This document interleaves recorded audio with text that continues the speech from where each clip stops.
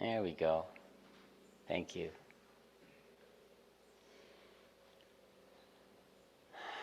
Ah, what a morning already. So this morning, in our scripture passages, we read all of the times that America is mentioned in the Bible, which makes it a bit tricky to try to think about a 4th of July sermon um, based on scripture. But here we go. Let's see how this goes. So I wanted to use these passages to talk about the ideals that we celebrate, because like Rachel mentioned, 4th of July is a lot about those ideals, about what America is as an ideal. And so we have the flags, and we have these symbols, and we have words, and all of these things that represent the good things, especially about this nation. And it's good to remember these good things, especially in times of division, that seems to be so much division right now in this country. And so to have these times when we come together and we go, yeah, but we can celebrate the good things, right? Even though we know there's other stuff, that's okay. But this morning, I don't really want to talk about American ideals, because that's not sort of my thing here on a Sunday morning. I want to talk about Christian ideals. But even more than ideals, I want to talk about a worldview that underlies the ideals, because ideals are sort of arise, I think, naturally out of a worldview, and I don't think there is such a thing as a Christian worldview, but there are pieces of it that are worth thinking about, and mostly I want to think a little bit about the parts of our Christian roots that are a bit uncomfortable. That aren't easy anymore, just to remind us that this is all a bit tricky.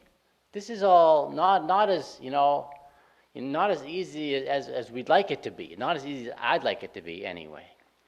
And so that's why I had Sam read that Ezekiel passage, which is probably the first time you've ever heard that passage in church, and probably the last time you'll ever hear that passage in church. Although I don't know, it wasn't in the lectionary. There was something else from Ezekiel in the lectionary.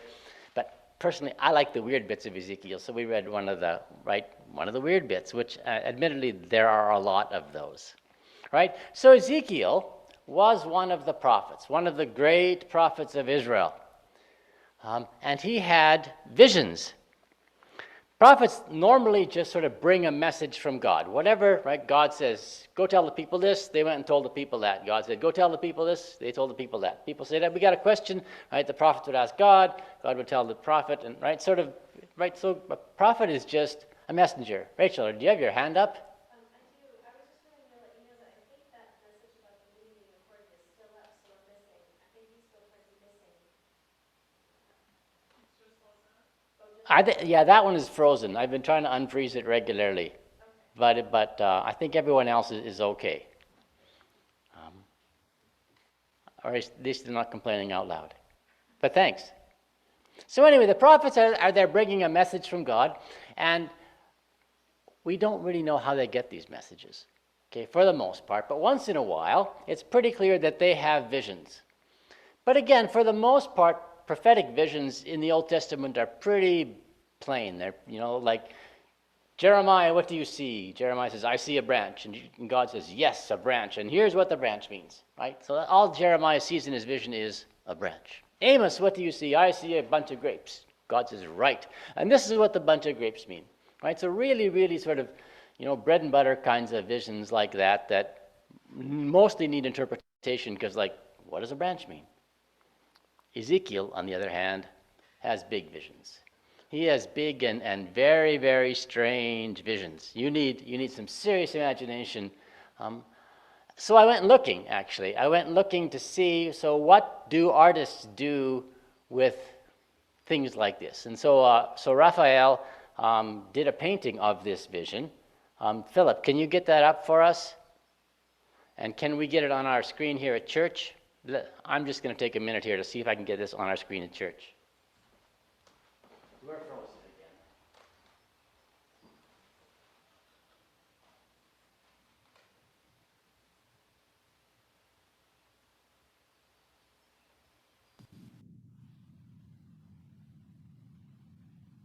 We're not going to have Philip's screen on our screen here.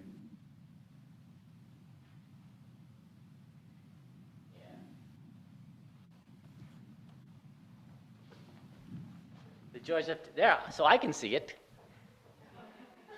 Doesn't help you much, does it? No. It's there on my phone. I'm sorry. We thought we had this, you know. It's very hard to talk about this if you guys can't see it. The people on Zoom can see it. Yeah, we can Yes. see it. Pardon me? We can see it. Yeah, I know, just that we here can't see it, which is very strange, right? So if you want to look up Raphael Ezekiel on your phone, you can probably find it. Raphael is R-A-P-H-A-E-L. For those of you who don't speak, art. And anyway, if you saw that, it probably doesn't look much like what you expected, right? I think Raphael did a lot of thinking about how to make this intelligible, right? How to make this less weird. So it's not nearly as weird as probably what was going through your head when Sam was reading, right? It really doesn't look, I mean, it's an odd sort of thing, but it's not, right? It's not a being with four faces on its head, which is, I think, what Ezekiel was trying to tell us it looked like. All of this, right, is to say that Ezekiel was a bit of an unusual sort of guy. And yet, he was honored as one of the great prophets of Israel. Right? One of the top prophets, one of the great messengers of God. And, right? And yet, I think in reality, if Ezekiel was alive and speaking today, we'd probably hospitalize him. Right? It's not part of our worldview. Right? People having visions like that. If people had visions like that, if Rachel stood up and said, I had this vision about, right, that, we go, oh, Rachel, having a bad day, aren't you? Right? This isn't going well. Maybe someone should talk to you for a bit. Right? So like the roots of our faith are very much pre-enlightenment, are very much pre-rationalism, that come from people who, let's face it, some of whom were a little bit weird. And some of whom had visions. Right? We talk about today about, having a vision or a vision statement, but it's a metaphor for us. Right? In the Bible, those aren't metaphors. And so you go, okay, yeah, but that was just Ezekiel, and he was in the Old Testament, and the Old Testament's a bit weird anyway, but what about the New Testament? Well, then there's Paul. Right? And Paul says, I know somebody, and we think he was probably talking about himself, but he's trying to be humble and he's not very good at it. Right? So anyway, I know somebody who went up in the body or out of the body, not even sure, to the third heaven. Going, didn't know there was three of them. Right? But apparently there's a third heaven, so which probably assumes there's a first and second. And he had some sort of special revelation there. And this revelation he had was so special that he wasn't even allowed to tell us, except that he could tell us that he had one, and he could tell us that he can't tell us, but he can't tell us what it was. Right? And he did this as a way of demonstrating his authority. Right? And again, right, if Mary stood up and said, I had this vision and I was taken up to the third heaven, we probably wouldn't necessarily think this was a sign of her authority. Right? It's a different, it's not, this is our book, but it's not us. Right? Because Paul, all the way through 2 Corinthians, all the way through the whole book, he's in a battle for authority. That's what the whole thing is about. Why should we listen to Paul? And Paul says, one of the reasons you should listen to me is because I had visions. I got taken up to heaven and I saw things. Right? It's a different world. And then Paul, of course, goes on to his lovely rhetoric about humility and pride and how he's so proud about being humble, or so humble about being proud. Not sure about that one. Right? And Paul isn't the only person in the New Testament who has visions. There's lots of other prophets in the New Testament who prophesied, who got either visions or words from God. And then Paul ends with, therefore. Right? So he says, okay, so what does this get us? Right? What does his authority allow him to say? What does it look like? And he says, therefore, I am content with weakness, insults, hardships, persecutions, and calamities for the sake of Christ. For whenever I am weak, then I am strong. All of these things are also Paul's claim to authority. Paul claims that he is great and mighty and has authority from Christ because of his weaknesses, insults, hardships, persecutions, and calamities. Right? All of the stuff that happens to Paul, he says, are a sign of his authority. How backwards is this? Right? It's like if Kim, was trying to become a full, well, she is now, right? But in her process of becoming a full professor at WVU, says, I should be a full professor at WVU because I flunked out of high school. Never bothered going to college myself. You should make me a full professor. And they'd look at her and go, no. You're sort of the last person we want as a full professor here. We want someone who sort of went to school and did the whole research thing, right?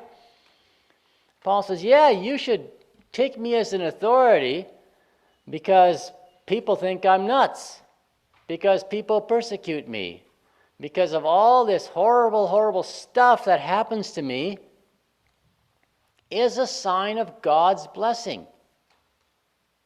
Shipwrecks proves that God loves me. Right? The fact that Paul regularly went without food, Paul says, see, God likes me. Right? We come from crazy people. We come from people who weren't normal. Right? Now, Paul, again, isn't an ordinary person. Not everybody in the New Testament has stuff like this happen to them. Right? Not everyone in the New Testament is having visions. There's something very unusual. But Paul, again, says, yes, right? These happened to me, and I should be honored because of them. Well, okay, that was Paul. And yeah, okay, we all know Paul's a bit weird. But what about Jesus? Should be a little on safer ground here with Mark. So Mark records Jesus, and this is the passage that Sam read is Jesus' second time sending out his disciples. And he gives them instructions for things they're supposed to do, and then also like how they're supposed to go. Instructions for the journey. And the task, first of all, he gives them is authority over unclean spirits. Right? One of these phrases in the New Testament that we in the 21st century continue to wrestle with, to try to figure out, like, what does this have to do with our lives? And we're going to just sort of skip that for today because what are we going to do with it, right? But also, it's worth seeing Jesus' packing instructions, right? So here's the packing instructions. Take nothing for your journey except a staff, no bread, no bag, no money in your belt, but to wear sandals and not to put on 2 tunics. So the early church sends out people, Jesus sends out his disciples with sandals on their feet, right? No money, no bag, no belt, right? A staff in their hand, right? The clothes they're wearing, but, no extras, and away they go. Go on, Jesus says, just like that. Actually, in one of the versions of this story in another gospel, they don't even get to wear sandals. They have to go barefoot. And they're out there not fundraising and not handing out money. Just they have this message and this authority over unclean spirits. But you got to realize they wouldn't have looked like authorities. Someone wanders into Morgantown with just the shirt on their back. And this, and the first thing, we're not going to make this person mayor of the town right off.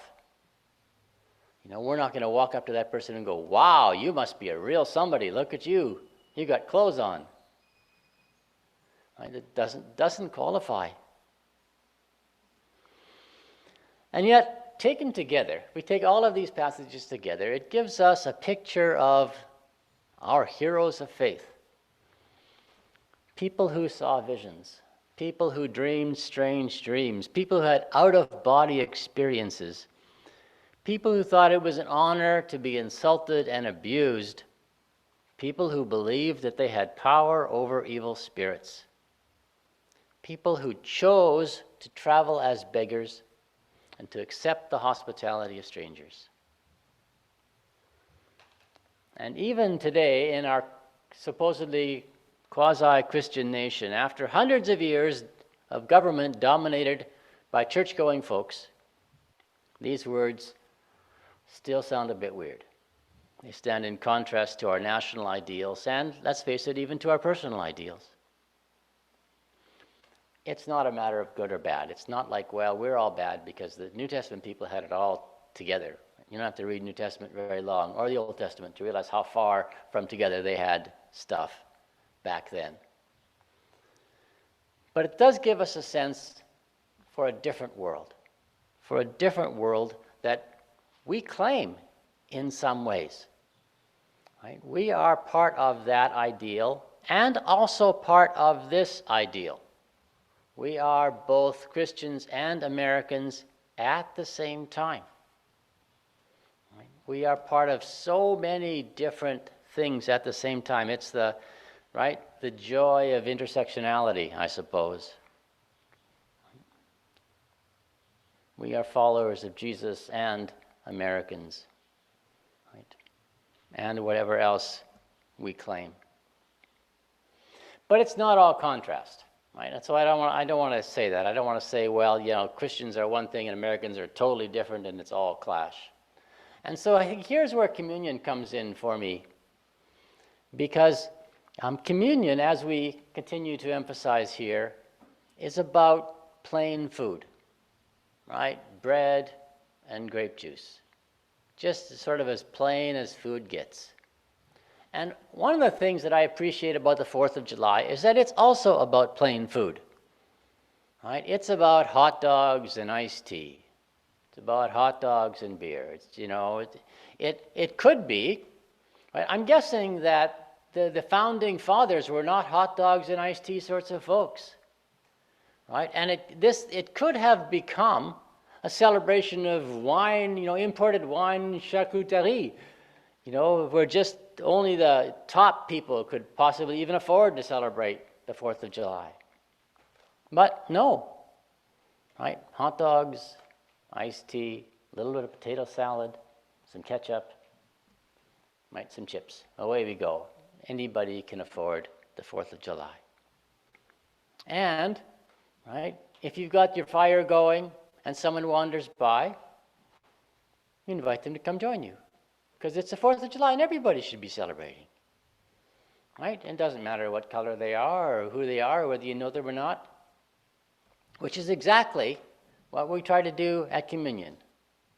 To say, are you not sure you're invited? Yes, you are. Right? If Judas was at the first communion, you can be at this one.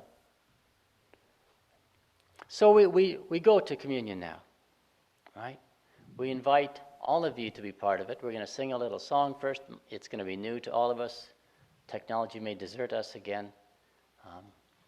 If you are on Zoom and you don't have your bread and juice ready, I invite you to go get that. The song is number 461 in Voices Together.